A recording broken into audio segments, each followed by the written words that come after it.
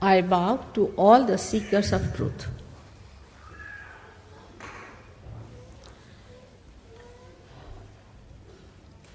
When we are seeking the truth, we have to know,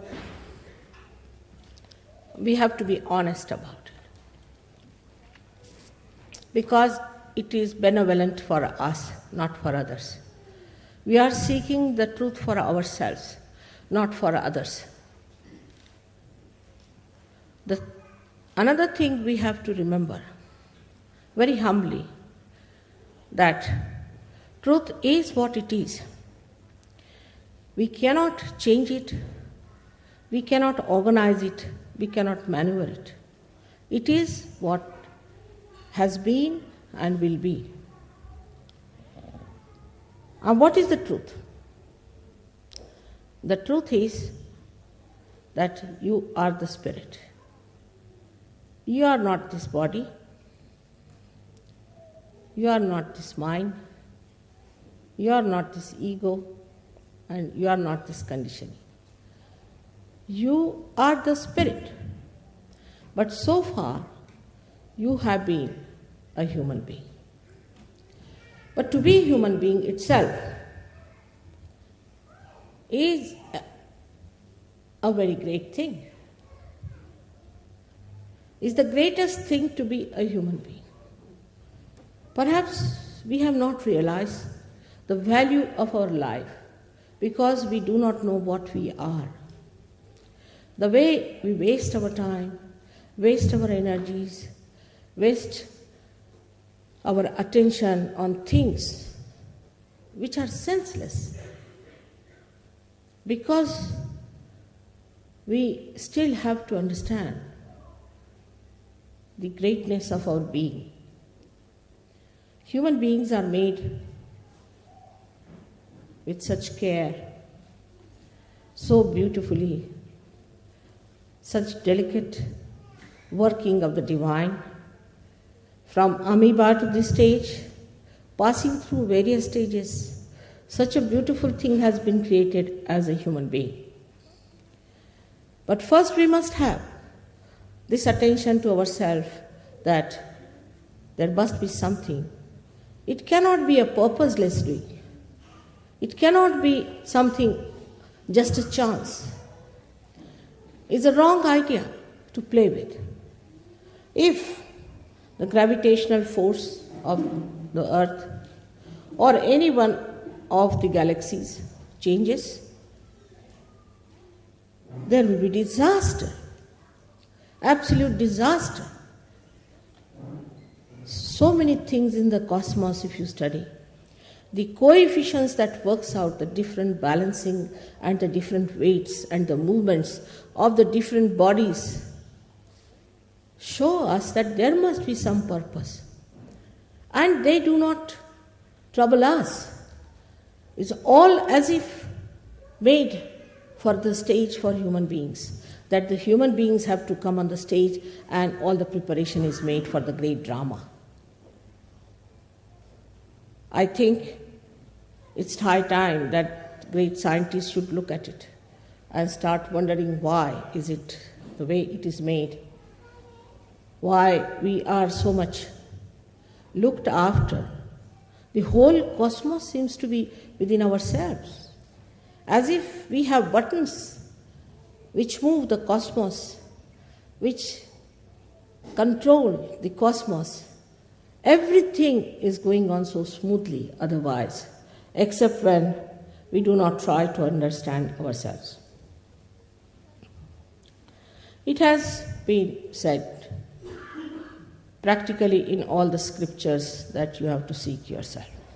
You have to find yourself. Though I think many of the scriptures have been a little bit changed and have been used for certain purposes, still they could not get over this point that you have to become the self. You have to be born again. But that is not an artificial thing.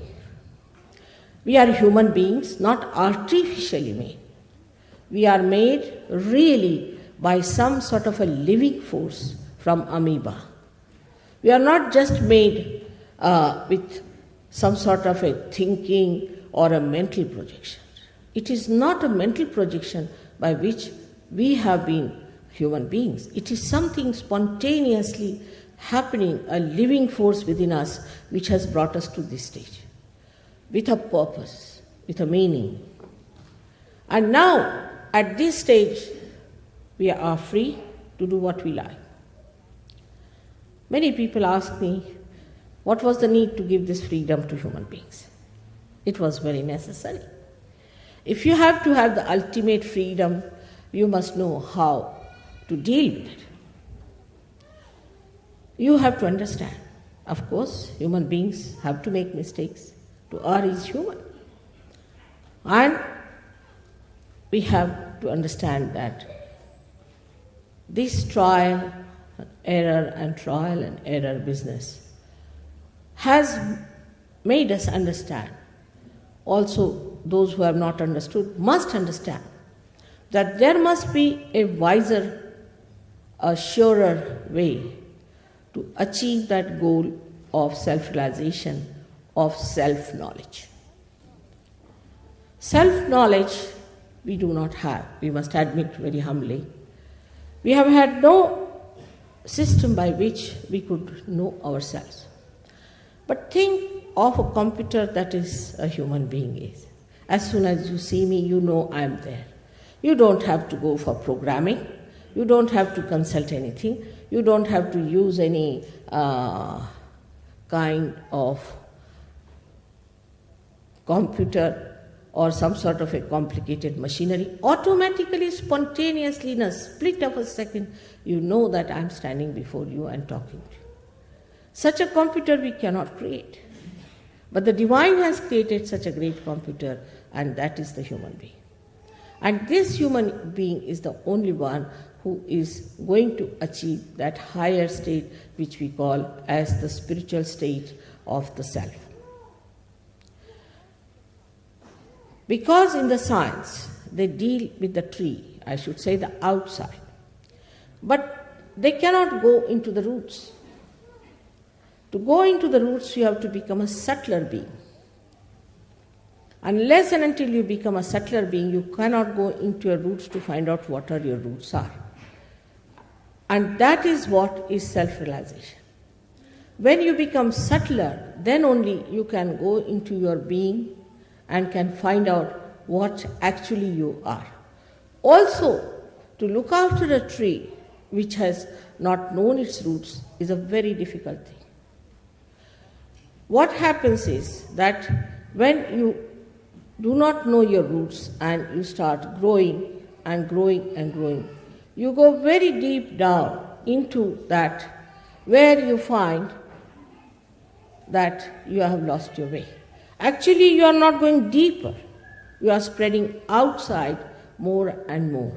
And then once you start going to extremes because of your freedom, you lose your way. That's how today everybody is saying a shock is going to come. We are all going to face a shock. This is going to happen, that is going to happen. But actually it is absolutely in your hands because the whole of the cosmos is within you. The cosmos is working under your control, complete. It is absolutely looking after you. Every element is looking after you to preserve you, to guide you, to take you to the right thinking. But in your freedom, you have to achieve that.